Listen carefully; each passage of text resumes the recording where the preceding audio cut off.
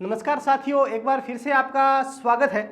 और आज का अपना जो टॉपिक रहेगा वो रहेगा कोर डेटा की जो बुक चल रही थी ऑफलाइन, उसकी आगे का जो मैटर है। अगर कोई बच्चा ऐसा है जो हमारे साथ ऑनलाइन जुड़ रहा है तो वो पीछे इसका जो टॉपिक है हमारा एम्फीऑक्सिस के बारे में अपना लगभग पीछे के जो टॉपिक हैं उनको क्लियर कर चुके हैं। तो कुछ इसमें ऐसे वर्डिंग आएगी जो पीछे के टॉपिक से रिलेट होगा। तो अगर आपको थोड़ा कन्फ्यूजन होता है तो आप एक कष्ट कीजिएगा कि पीछे जो भी वर्डिंग आ रही है जिस टॉपिक से, तो एक बार उसको अगर आप देख लोगे तो आपके आगे कोई दिक्कतें नहीं आएगी। आज का अपना जो टॉपिक है वो है एक्सक्रीटरी या एक्सक्रीशन इन एम्फिऑक्सिस, यानी कि जो एम्फिऑक्सिस होता है उसके अंदर उत्सर्जन की जो क्रिया होती है। उत्सर्जन से मीनिंग क्या है कि जो भी अपशिष्ट पदार्थ हमारी बॉडी के अंदर बनते हैं उनको जब अपने बॉडी से बाहर निकालने का जो काम होता है, उनको ब्लड से अलग करने का जो काम होता है, वो पूरी प्रोसेस जो होगी वो अपने एक्सक्रीशन के अंदर अपने उसको शामिल कर सकते हैं। तो अपने स्टार्ट करते हैं आज का टॉपिक है एक्सक्रीशन इन एम्फिऑक्सिस या एम्फिऑक्सिस में उत्सर्जन किस प्रकार से होता है। तो सबसे पहले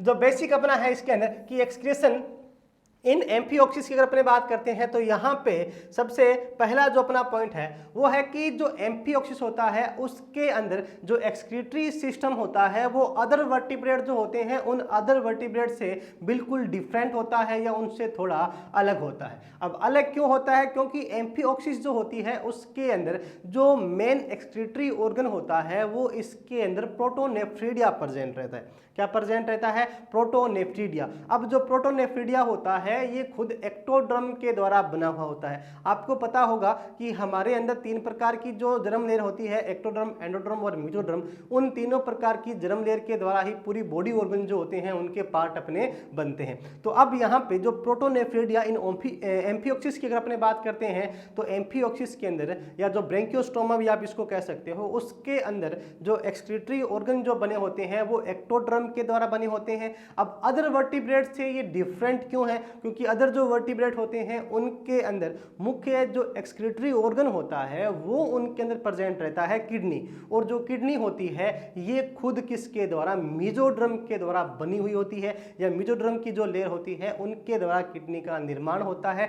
जबकि जो एम्फिऑक्सिस या ब्रेंकियोस्टोमा होती है उसके अंदर ये एक्टोडर्म के द्वारा बनी होती है। और होती क्या है? खुद ये एक प्रकार की प्रोटोनेफ्रिडिया होती है जो इनके अंदर उत्सर्जन का काम करती है। अब एम्फिऑक्सिस जो होती है उसके अंदर उत्सर्जन के लिए कौन कौन से ऑर्गन जो होते हैं वो प्रेजेंट रहते हैं। तो एम्फिऑक्सिस में चार मुख्य एक्सक्रीशन के ऑर्गन प्रेजेंट रहते हैं। नंबर एक होता है नेफ्रीडिया, या इसको अपने बोलते हैं प्रोटोनेफ्रिडिया। अब प्रोटोनेफ्रिडिया, नेफ्रिडिया को क्यों बोलते हैं उसके बारे में अपने बात करेंगे जब अपने इसको डिस्कस करेंगे। तो नंबर एक पॉइंट क्या है? नेफ्रिडिया या प्रोटोनेफ्रिडिया। नंबर दो इसके अंदर होता है नेफ्रिडियम ऑफ हैसेक या हैसेक के नेफ्रिडिया। नंबर तीन होता है रीनल पेपिला। नंबर तीन कौन सा होता है? Renal papilla. तो आप देख सकते हो पहला होता है नेफ्रिडिया या प्रोटोनेफ्रिडिया, दूसरा होता है नेफ्रिडियम ऑफ हैसेक और तीसरा होता है रीनल पेपिला। और इसके अंदर एक और होता है नंबर चार, वो इसके अंदर होता है ब्राउन फिनल।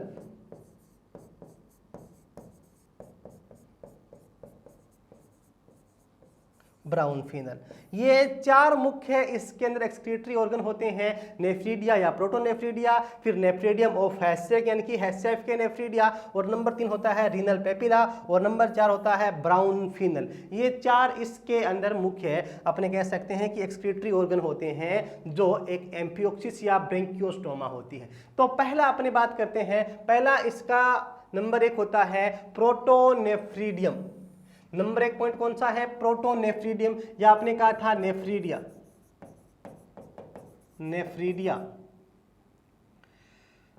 नेफ्रिडिया या प्रोटोनेफ्रिडिया। अब नंबर एक बात, इसके अंदर जो नेफ्रिडिया है उनको प्रोटोनेफ्रिडिया क्यों कहते हैं? क्योंकि इसके अंदर जो नेफ्रिडिया होते हैं वो क्लोज टाइप के होते हैं। नेफ्रिडिया कैसे होते हैं? इसके अंदर क्लोज टाइप के या बंद प्रकार के नेफ्रिडिया होने की वजह से अपने इनको क्या कह सकते हैं? प्रोटोनेफ्रिडिया कहते हैं। अगर अपने प्रोटोनेफ्रिडिया की बात करते हैं तो जो एम्फिऑक्सिस होती है उसमें लगभग 90 से 100 जोड़ी जो प्रोटोनेफ्रिडिया होते हैं वो प्रेजेंट रहते हैं। नंबर एक पॉइंट क्या है? 90 से 100 जोड़ी प्रोटोनेफ्रिडिया जो होते हैं वो इसके अंदर प्रेजेंट रहते हैं। कितने? 90 से 100 जोड़ी प्रोटोनेफ्रिडिया जो होते हैं वो इसके अंदर प्रेजेंट रहते हैं। और नेफ्रिडिया इसके अंदर अपने बात करके आए थे कैसे होते हैं? क्लोज टाइप के, क्लोज टाइप के नेफ्रीडिया प्रेजेंट रहते हैं, जिसकी वजह से अपने इनको क्या बोल सकते हैं, अपने इनको बोलते हैं प्रोटोनेफ्रीडिया। तीसरा पॉइंट इसके अंदर क्या है कि इसके जो प्रोटोनेफ्रीडिया होते हैं वो सिंपल सीलिएटेड सेक लाइक स्ट्रक्चर होती है।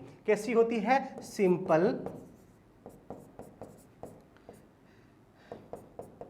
सिंपल सीलिएटेड सेक लाइक। सिंपल का मतलब हो गया कि साधारण, सीलिएटेड का मतलब इनकी इसके अंदर क्या प्रेजेंट रहते हैं, साधारण सीलिया प्रेजेंट रहते हैं। सेक का मतलब क्या होता है, एक कोष के समान संरचना, कैसी? कोष के समान संरचना के रूप में क्या है, ये प्रेजेंट होते हैं। उसके बाद में इसके अंदर नेक्स्ट जो पॉइंट है कि इसके जो प्रोटोनेफ्रीडिया होते हैं, प्रोटोनेफ्रीडिया जो प्राइमरी गिल बोर के ऊपर गिल स्लाइड जो होती हैं उसके ऊपर प्रेजेंट रहते हैं। अब प्रोटोनेफ्रीडिया प्रेजेंट कहाँ रहते हैं, तो इसके अपने कहते हैं कि प्रोटोनेफ्रीडिया जो होते हैं वो इसका जो प्राइमरी गिल बार जो होता है, प्राइमरी गिल बार के ऊपर, प्राइमरी जो गिल बार होता है, प्राइमरी गिल बार के ऊपर प्रेजेंट रहते हैं। और प्राइमरी गिल बार के ऊपर कहाँ पर जो इसकी गिल स्लाइट होती है, कहाँ पे? जो गिल स्लाइट यानी कि गिल दरारें भी अपने कह सकते हैं। इससे पीछे का जो अपने टॉपिक पढ़ के आए थे, इसके अंदर अपने इसका डाइजेस्टिव सिस्टम पढ़ के आए थे, वहाँ पे अपने बात की थी कि एक जो अपने कह सकते हैं इस प्रकार से जो एक एम्फिओक्सिस होती है उसके अंदर यहाँ पे इसका जो बक्कल कैविटी विलम वाला जो पार्ट हो गया इस प्रकार प्रेजेंट रहता है। उसके बाद में यहाँ पे इसमें क्या प्रेजेंट रहते हैं, यहाँ पे इसके अंदर जो गिल होते हैं वो गिल बार प्रेजेंट रहते हैं। और गिल बार अपने बात करके आए थे कि दो टाइप के होते हैं, एक होता है प्राइमरी गिल बार और एक होता है सेकेंडरी गिल बार। तो उसके अपने वापस टाइम वेस्ट नहीं करेंगे, अपने आगे आ जाएंगे। प्राइमरी और सेकेंडरी गिल बार जो होते हैं, अब इसके अंदर कुछ गिल स्लाइड यानी कि गिल दरारें प्रेजेंट रहती हैं, जिसके द्वारा जो वाटर होता है वो नीचे की ओर, यहाँ पे इसमें एट्रियल कैविटी होती है, उस एट्रियल कैविटी में आते हैं और एट्रियल कैविटी पीछे की ओर एट्रियल पोर के रूप में खुल जाती है। तो यहाँ से क्या है कि जो पानी होगा वो नीचे की ओर यानी कि माउथ पार्ट के अंदर आने के बाद में यहाँ से गुजरता है और इसमें क्या प्रेजेंट रहते हैं, प्राइमरी और सेकेंडरी गिल बोर। तो अब यहाँ पे जो प्राइमरी गिल बोर होता है, प्राइमरी गिल बोर आप कैसे ध्यान रखो कि डिफरेंस थोड़ा सा बता देता हूँ कि प्राइमरी जो गिल बोर होते हैं वो क्या होते हैं, इस प्रकार ब्रांचेज होते हैं, ब्रांच होते हैं, या जो सेकेंडरी गिल बोर होते हैं वो ब्रांच नहीं होते हैं, एक सिंगल लाइन के रूप में अपने कह सकते हैं कि उसके रूप में प्रेजेंट रहते हैं। तो जो प्राइमरी गिल बार जो होते हैं उनके ऊपर प्रेजेंट रहता है और प्राइमरी गिल बार के ऊपर जो गिल स्लाइड होती है उन गिल स्लाइड के ऊपर प्रेजेंट रहता है। कौन सी चीज? इसके जो प्रोटोनेफ्रीडिया होते हैं वो इसके अंदर प्रेजेंट रहते हैं। उसके बाद में नेक्स्ट पॉइंट इसके अंदर क्या कहता है कि इसके अंदर ये एक पतली दीवार की बनी हुई एक मुड़ी हुई नलिका के रूप में संरचना होती है। अगर अपने बात करते हैं कि इसका जो प्रोटोनेफ्रीडिया होता है, अपने कह सकते हैं कि आपको इस डायग्राम में दिख रहा है तो कैसा है कि ये एक पतली वॉल वाली एक मुड़ी हुई नलिका के रूप में संरचना होती है, जो आप इस डायग्राम में देख रहे हो कि एक पतली वॉल वाली और एक ऐसी प्रकार मुड़ी हुई संरचना के रूप में प्रेजेंट रहती है। तो इस पर पतली वॉल वाली एक मुड़ी हुई संरचना के रूप में ये प्रेजेंट रहती है। कौन सी संरचना? इसकी जो प्रोटोनेफ्रीडिया होते हैं वो प्रोटोनेफ्रीडिया इसके अंदर प्रेजेंट रहते हैं। अब ये जो संरचना होती है प्रोटोनेफ्रीडिया, ये आगे की तरफ वर्टिकल होती है और पीछे की तरफ क्या है, ये हॉरिजॉन्टल ब्रांच में डिवाइड रहती है। अब अगर बात करते हैं ये आगे की तरफ तो कैसी होती है, आगे की तरफ देखो यहाँ पे अगर बात करते हैं तो ये देखो वर्टिकल लिम्ब ऑफ नेफ्रीडिया। तो ये कहता है कि ये आगे की तरफ यानी कि ये वाला जो भाग होता है वो इसके अंदर कैसा होता है, वर्टिकल होता है, और पीछे वाला जो भाग होता है, ये वाला जो भाग होता है इसके अंदर हॉरिजॉन्टल के रूप में प्रेजेंट रहता है या हॉरिजॉन्टल के रूप में ये डिवाइड रहता है। तो अपन इसको बोल सकते हैं हॉरिजॉन्टल लिम्ब ऑफ नेफ्रीडिया। इसको अपने क्या बोलेंगे, हॉरिजॉन्टल लिम्ब ऑफ नेफ्रीडिया। और ये जो भाग होता है इसको अपने बोलेंगे वर्टिकल लिम्ब ऑफ नेफ्रीडिया। तो इसकी अपने कहा था कि पतली वॉल वाली एक मुड़ी हुई संरचना होती है। इसका आगे वाला जो भाग होता है वो कैसा होता है, हॉरिजॉन्टल वर्टिकल होता है, और पीछे वाला जो भाग होता है वो कैसा होता है, इसके अंदर हॉरिजॉन्टल ब्रांच के रूप में डिवाइड रहता है। अब जो वर्टिकल ब्रांच होती है वो प्राइमरी गिल बार के समांतर या अल्टरनेट रूप से चलकर और डाइवर्टिकुला के रूप में समाप्त हो जाती है। अब कहता है कि इसकी अपने बात की थी कि दो ब्रांचेज होती हैं। देखो अगर अपने बात करते हैं तो इसमें कितनी ब्रांचें होती हैं, दो ब्रांचें। अपने कहा था कि वर्टिकल और एक अपने कहा था दो पार्ट, अपने वर्टिकल पार्ट और एक अपने कहा था हॉरिजॉन्टल पार्ट। वर्टिकल और हॉरिजॉन्टल। अब वर्टिकल पार्ट की अगर अपने बात करते हैं तो कहता है कि वर्टिकल जो पार्ट होता है, वर्टिकल पार्ट किसके समांतर चलता है? जो प्राइमरी गिल बार होते हैं। कौन से? प्राइमरी जो गिल बार होते हैं उनके समांतर या अल्टरनेट रूप में ये चलता है। प्राइमरी गिल बार के समांतर या अल्टरनेट रूप में चलता है। और इसके बाद में आगे चलकर ये जो डाइवर्टिकुला या जो अंधनाल इसकी होती है उस डाइवर्टिकुला के रूप में समाप्त हो जाता है। तो चलकर किसके अंदर? डाइवर्टिकुला, डाइवर्टिकुला के रूप में क्या है? ये समाप्त हो जाती है। कौन सी संरचना? इसकी जो वर्टिकल स्ट्रक्चर जो होती है वो प्राइमरी गिल बार के रूप में चलती है। अगर आपको डाइवर्टिकुला का नहीं पता है तो वैसे अपने बात करते हैं कि जब अपन डाइजेस्टिव सिस्टम पढ़ के आए थे तो वहाँ पे अपने एक इसके अंदर ग्लैंड की बात की थी, वो क्या एक डाइवर्टिकुला के रूप में थी। तो वहाँ पे जाकर क्या है? ये स्ट्रक्चर जो होती है वो समाप्त हो जाती है। उसके बाद में नेक्स्ट अगर अपने बात करते हैं कि इसकी जो हॉरिजॉन्टल ब्रांच होती है, ये हॉरिजॉन्टल ब्रांच जो इसके नेफ्रिडिया पोर के रूप में एट्रियल कैविटी में खुल जाती है। जैसा कि आप यहाँ पे देख सकते हैं ये हॉरिजॉन्टल लिम्ब है और ये हॉरिजॉन्टल लिम्ब जो होती है ये आगे की ओर जाकर यहाँ पे जो संरचना है यहाँ पे इस प्रकार से ये जो संरचना होती है इसकी क्या कहलाती है? एट्रियल कैविटी कहलाती है। एट्रियल कैविटी कहलाती है। तो ये जो संरचना होती है हॉरिजॉन्टल, ये आगे की ओर चलकर जो एक्सक्रीटरी ओपनिंग ऑफ नेफ्रिडिया अपने कह सकते हैं कि इस ओपनिंग के द्वारा किसके अंदर खुल जाती है? तो यहाँ पे ये जो इसका एट्रियल कैविटी होती है उस एट्रियल कैविटी के रूप में जो संरचना होती है प्रोटोनेफ्रिडिया वो आकर यहाँ पे खुल जाती है। तो अपने बात की थी कि इसका जो गिल बार है उसके जस्ट नीचे की ओर अपन क्या प्रेजेंट रहता है? इसकी एट्रियल कैविटी जो होती है वो प्रेजेंट रहती है। तो हॉरिजॉन्टल ब्रांच नेफ्रिडियोपोर के रूप में एट्रियल कैविटी में खुल जाती है और ये सेकेंडरी गिल बार जो होता है उसके सामने की ओर प्रेजेंट रहती है। हॉरिजॉन्टल कहाँ पर प्रेजेंट रहती है? सेकेंडरी गिल बार जो होता है उसके सामने की तरफ प्रेजेंट रहती है।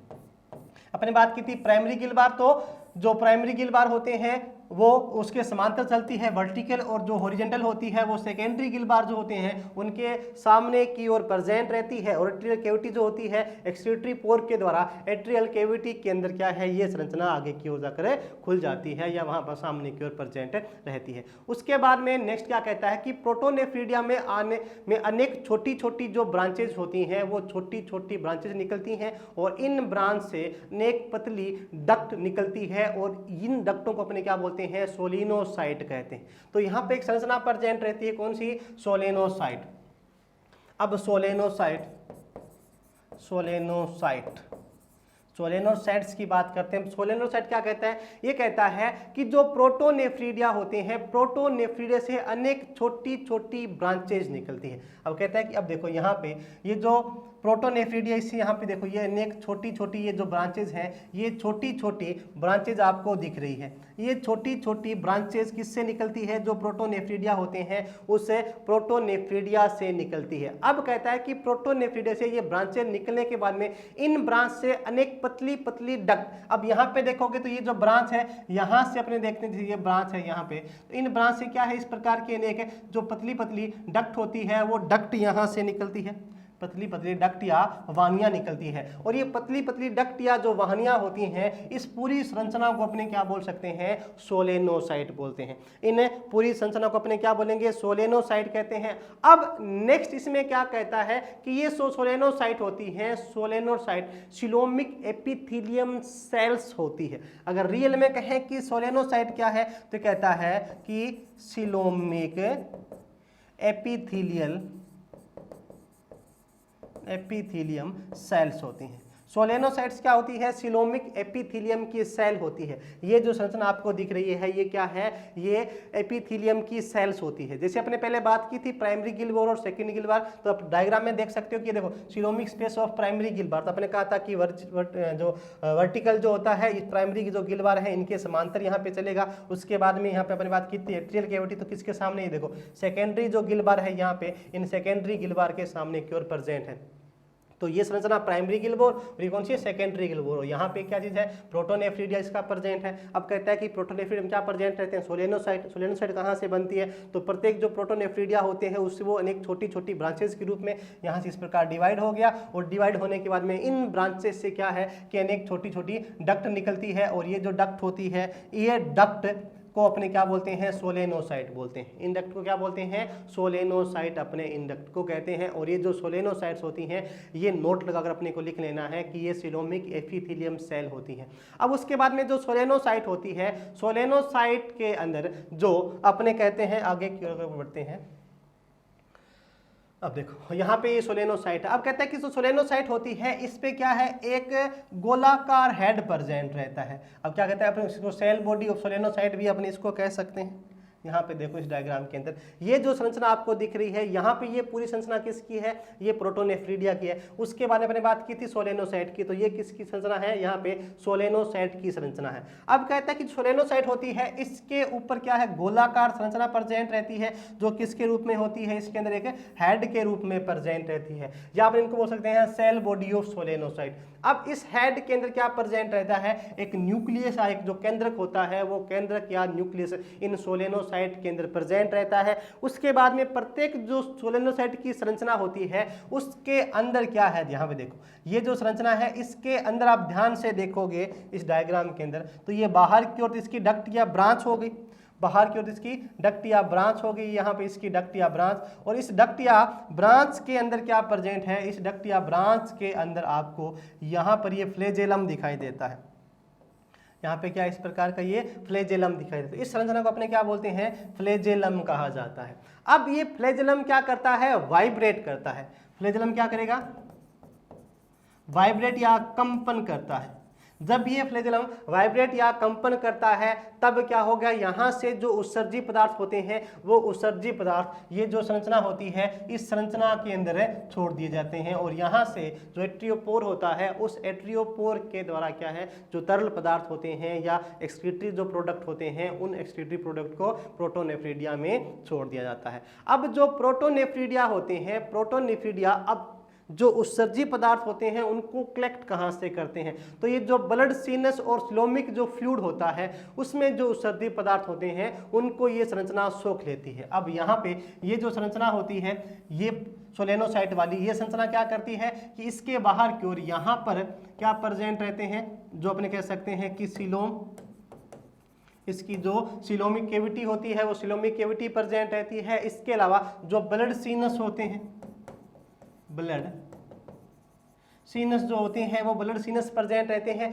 उन ब्लड सीनस से क्या करता है कि ये जो उत्सर्जी पदार्थ होते हैं, उत्सर्जी पदार्थ क्या होंगे, नाइट्रोजन युक्त जो उत्सर्जी पदार्थ होते हैं, उन नाइट्रोजन युक्त उत्सर्जी पदार्थों को क्या करता है, ये एब्जॉर्ब कर लेता है या सोख लेता है। इन नाइट्रोजन युक्त उत्सर्जी पदार्थों को क्या करता है, ये सोख लेता है, या इनको अपने कह सकते हैं कि ये वहाँ से कलेक्ट करता है। उसके बाद में जो प्रोटोनेफ्रीडिया होते हैं, उन प्रोटोनेफ्रीडिया के अंदर लाकर ये छोड़ देता है। अब प्रत्येक जो प्रोटोनेफ्रीडिया होते हैं, अगर अपने यहाँ पे आप नोट लगाकर एक बात और ऐड कर लेना इसके अंदर, कि प्रत्येक जो प्रोटोनेफ्रीडिया होते हैं, उस प्रोटोनेफ्रीडिया में लगभग 500 तक सोलेनोसाइट जो सेल्स होती हैं वो प्रेजेंट रहती हैं। प्रत्येक प्रोटोनेफ्रीडिया में कितनी, 500 तक जो सोलेनोसाइट सेल्स होती हैं, वो सेल्स प्रेजेंट रहती हैं। और ये जो सोलेनोसाइट सेल्स होती हैं, कि अब अपने बात करते हैं कि प्रत्येक जो प्रोटोनेफ्रीडिया है उसके अंदर कितनी प्रेजेंट रहती है, लगभग 500 तक जो प्रोटोनेफ्रीडिया सेल जो होती हैं वो प्रेजेंट रहती है। उनका साइज कितना होता है, इनका साइज 50 म्यू या इनकी 50 म्यू तक लंबाई होती है या लेंथ होती है। अगर इनकी लंबाई की बात करते हैं तो लंबाई कितनी होती है, लगभग 50 म्यू तक इसकी लंबाई होती है। और यहाँ से जो उत्सर्जी पदार्थ होते हैं, उन उत्सर्जी पदार्थों को कलेक्ट करके यहाँ से इस कैविटी के अंदर छोड़ दिया जाता है या यहाँ पर निकाल दिया जाता है। और यहाँ से इस पोर के द्वारा इसको बाहर की ओर निकाल दिया जाता है। तो यहाँ पे आप देख सकते हो कि ये नेफ्रिडियोपोर है, उसके बाद में ये हॉरिजॉन्टल लिम्ब हो गया, उसके बाद में ये वर्टिकल लिम्ब हो गया। यहाँ पे जो प्राइमरी गिल बार होते हैं वो प्राइमरी गिल बार प्रेजेंट रहते हैं। और ये जो संरचना होती है, इस संरचना के अंदर क्या प्रेजेंट रहते हैं, इस संरचना के अंदर जो सेकेंडरी गिल बार होते हैं, वो सेकेंडरी गिल बार यहाँ पे इसके सामने की ओर आपको दिख जाते हैं, यहाँ पर प्रेजेंट रहते हैं। तो ये पूरी जो संरचना होती है वो कौन सी, इसकी प्रोटोनेफ्रीडिया की स्ट्रक्चर होती है। उसके बाद में अब नेक्स्ट इसके अंदर है नंबर 2, दूसरा जो अपने पॉइंट था वो है नेफ्रीडियम ऑफ हैसेक। अब हैशटैग के नेफ्रीडिया, अब हैशटैग के नाम पे ही इन नेफ्रीडिया का नाम रखा गया है। अब हैशटैग जो नेफ्रीडिया होते हैं उनके अंदर कौन कौन से फीचर्स होते हैं, तो अपने बात की थी मुख्य जो उत्सर्जी इसके अंदर ऑर्गन होता है वो कौन सा होता है, प्रोटोनेफ्रीडिया, और सेकंड कौन सा है, नेफ्रीडियम ऑफ हैशटैग या हैशटैग के नेफ्रीडिया। अगर नेफ्रीडियम ऑफ हैशटैग की बात करते हैं तो जो एम्फीऑक्सिस होती है, एम्फीऑक्सिस के अंदर प्रोटोनेफ्रीडिया के अलावा एक और नेफ्रीडियम प्रेजेंट रहता है जिसका जो काम क्या करता है, एक्सक्रीशन का काम करता है। अब ये क्या कहता है कि अगर अपने बात करते हैं किसकी, अगर अपने एम्फीऑक्सिस की बात करते हैं तो एम्फीऑक्सिस में जो प्रोटोनेफ्रीडिया होते हैं उनके अलावा एक और नेफ्रीडिया प्रेजेंट रहता है, उनके अलावा क्या है, एक और नेफ्रीडिया प्रेजेंट रहता है। ये भी एक बड़ी संरचना के रूप में होता है, एक बड़ी और नेफ्रीडिया प्रेजेंट रहता है। और ये नेफ्रीडिया क्या करता है, ये भी उत्सर्जन या अपने कह सकते हैं एक्सक्रीशन का जो काम होता है वो इस नेफ्रीडिया के द्वारा किया जाता है। और इस नेफ्रीडिया को क्या बोलते हैं, इसको नेफ्रीडियम ऑफ हैशटैग अपने कहते हैं, इसको क्या बोलते हैं, नेफ्रीडियम ऑफ हैशटैग अपने इस संरचना को कहा जाता है। और ये एक बड़ी संरचना होती है। और नेक्स्ट अब क्या कहते हैं कि इसकी पोजीशन कहाँ होती है, तो ये जो संरचना होती है ये नोटोकॉर्ड के बाईं तरफ जो विलम पार्ट होता है उस विलम की छत पे प्रेजेंट रहता है। तो कहाँ पर प्रेजेंट रहेगा, ये नोटोकॉर्ड के लेफ्ट साइड में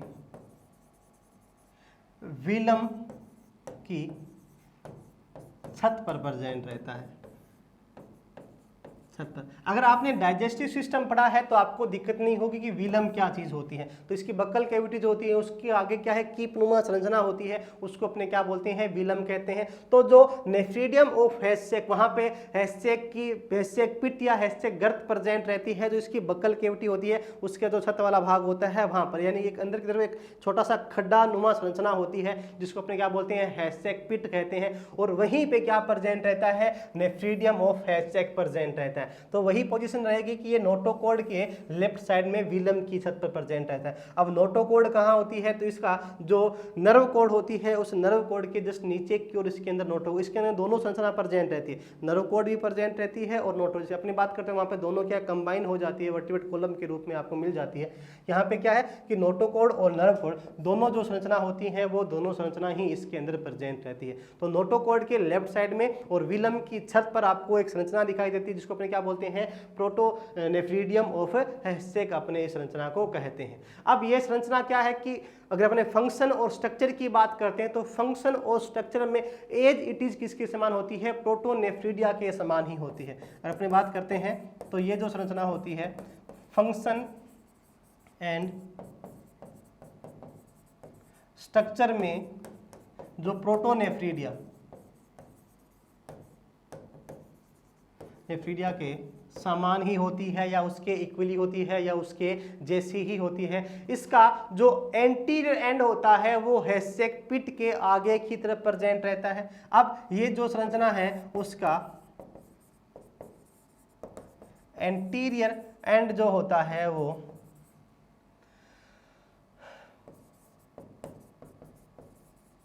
हैशटैग पिट की तरफ प्रेजेंट रहता है। इस संरचना का एंटीरियर एंड कहां पर प्रेजेंट रहता है, हैशटैग पिट, अभी अपने जो बात की थी या हैशटैग गर्त की बात की थी उसकी तरफ प्रेजेंट रहता है। और इसका जो पोस्टीरियर एंड होता है या पीछे वाला जो सिरा होता है वो विलम के पीछे फायरेक्स पार्ट में खुल जाता है। अगर अपने बात करते हैं पोस्टीरियर एंड की बात करते हैं तो ये विलम के पीछे फायरेक्स पार्ट में खुल जाता है, विलम के पीछे फायरेक्स पार्ट में ओपन हो जाता है। तो पीछे की ओर कहाँ से ऐड रहेगा ये, तो जो हैशटैग पिट होती है उसके साथ में ऐड रहता है। और इसका जो पीछे वाला जो एंड होता है, आगे की तरफ हैशटैग पिट और पीछे वाला एंड जो होता है वो विलम के पीछे जो इसका फायरेक्स पार्ट होता है उस फायरेक्स पार्ट के अंदर ये ओपन हो जाता है। और इसकी जो फायरेक्स पार्ट होती है वो एलिमेंट्री कैनाल का सबसे बड़ा पार्ट अपने कह सकते हैं, वो सबसे बड़ा पार्ट होता है। उसके बाद में अब ये जो संरचना होती है, ये संरचना जो ब्लड वेसल्स होती है उनके द्वारा बनाई गई जो प्लेक्सिस होती है उससे जुड़ी रहती है। यानी कि अब इस संरचना के अंदर उत्सर्जी पदार्थ आते कहाँ से, तो अब ये जो संरचना होती है ये संरचना जो ब्लड वेसल्स होती हैं, जो ब्लड वेसल्स होती हैं उनके द्वारा एक प्लेक्सस या एक जालक के समान संरचना बनती है, एक प्लेक्सस या जालक के समान संरचना बनती है। इनकी अगर अपने बात करते हैं, अगर आप इसका वेस्कुलर सिस्टम पढ़ते हो तो वेस्कुलर सिस्टम में क्या है कि एक भाग ऐसा होता है जहाँ पे क्या है कि कई सारी जो इसकी ब्लड वेसल्स होती हैं वो आपस में आकर एक की जगह पर आपको मिली हुई दिखाई देती है। उस संरचना को अपने क्या बोलते हैं, इसका ब्लड वेसल्स का प्लेक्सस कहते हैं या जालक कहते हैं। तो अब ये संरचना क्या है, उस जालक के साथ में ऐड रहती है, इसलिए क्या है कि वहाँ उस ब्लड के अंदर जो उत्सर्जी पदार्थ होते हैं उन उत्सर्जी पदार्थों को क्या है, या जो नाइट्रोजनस प्रोडक्ट होते हैं उनको वहां से अलग करती है, और वहां से अलग करने के बाद में ये किस में छोड़ देती है, तो फायरेक्स पार्ट के अंदर ये छोड़ देगी। तो इस प्लेक्सस जो होती है, इस प्लेक्सस से जो नाइट्रोजिनस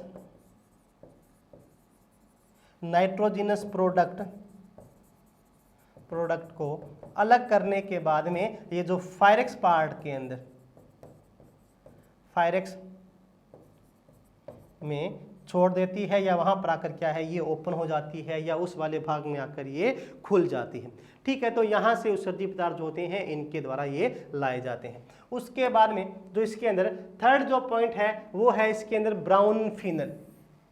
अगर ब्राउन फिनल की बात करते हैं तो ब्राउन फिनल क्या है, ब्राउन फिनल ये जो संरचना होती है ये एक जोड़ी ब्राउन फिनल प्रेजेंट रहती है, और ये भी किसका काम करती है, उत्सर्जन का काम करती है, इसलिए ये भी कैसा हो गया, एक्सक्रीटरी ऑर्गन हो गया। अगर ब्राउन फिनल की बात करते हैं तो ये भी कितनी होती है संख्या में, ये संख्या में एक जोड़ी प्रेजेंट रहती है।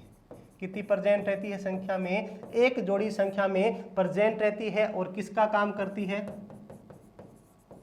जो एक्सक्रीशन का काम होता है, उत्सर्जन का काम होता है, वो उत्सर्जन का काम इन ब्राउन फिनल के द्वारा कंप्लीट किया जाता है। इसके बाद में अब ये कहाँ पर प्रेजेंट रहती है, तो ये जो फायरेक्स का जो डोर्सल सरफेस होता है उसे डोर्सल सरफेस के ऊपर प्रेजेंट रहती है, फायरेक्स के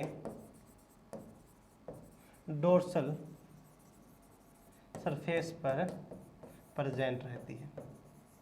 कहाँ प्रेजेंट रहती है भाई, जो फायरेक्स होता है उस फायरेक्स का जो डोर्सल सरफेस होता है उसे अपने कह सकते हैं कि जो अपने बात करके आए थे कि नेफ्रीडियम ऑफ हैज़ेक की बात करके आए थे, उसके जस्ट पीछे की ओर अपने कह सकते हैं कि पीछे वाला जो भाग होगा उस पीछे वाले भाग के ऊपर जो फायरेक्स होता है उसका जो डोर्सल भाग होगा वहाँ पर क्या है ये संरचना प्रेजेंट रहती है। उसके बाद में इसका जो एंटीरियर एंड होता है वो पतला होता है, तथा जो सिलोम होती है उस सिलोम के अंदर ओपन हो जाता है, और इसका जो पोस्टीरियर एंड जो होता है वो चौड़ा होता है, और एट्रियल कैविटी जो होती है या एट्रियम पार्ट जो होता है वो उसके अंदर आकर खुल जाता है। अगर अपने बात करते हैं कौन सा, एंटीरियर एंड जो होता है वो कैसा होता है, पतला। तो अपने बात करते हैं ये जो संरचना होगी इसमें इस प्रकार अपने कहते हैं कि ये जो संरचना है इसके दो एंड हो गए। एक अपने कहते हैं कि जो एंटीरियर एंड होता है ये एंटीरियर एंड कैसा होता है, ये कहता है कि पतला होता है। एंटीरियर एंड कैसा होता है, इसका पतला होता है। उसके बाद में ये एंटीरियर एंड कहाँ पर आकर खुल जाता है, ये कहाँ पे खुलता है, तो इसकी जो सिलोम होती है या जो देह गुआ सिलोम जो होती है उस सिलोम के अंदर ओपन होता है, और इसका जो पोस्टीरियर एंड जो होता है, कौन सा एंड, पोस्टीरियर एंड जो होता है ये चौड़ा होता है, और कहाँ पर खुलता है, एट्रियम में।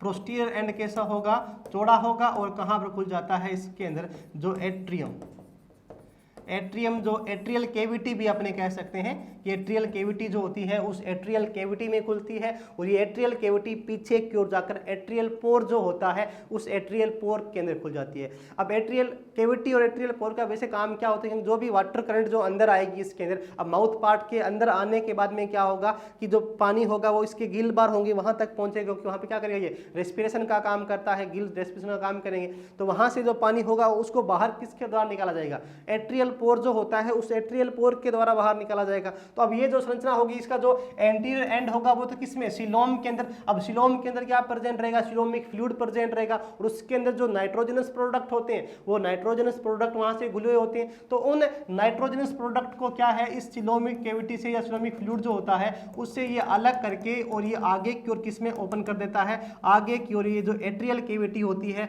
उस एट्रियल कैविटी में ओपन कर देगा, और वहां से एट्रियल पोर के द्वारा क्या है वाटर करंट के साथ में इनको बॉडी से बाहर की ओर निकाल दिया जाता है। तो ये काम किसका होता है, ब्राउन फिनल जो होती हैं उन्हें ब्राउन फिनल का होता है। लास्ट बट नॉट लिस्ट की बात करते हैं तो ये है रीनल पेपिला।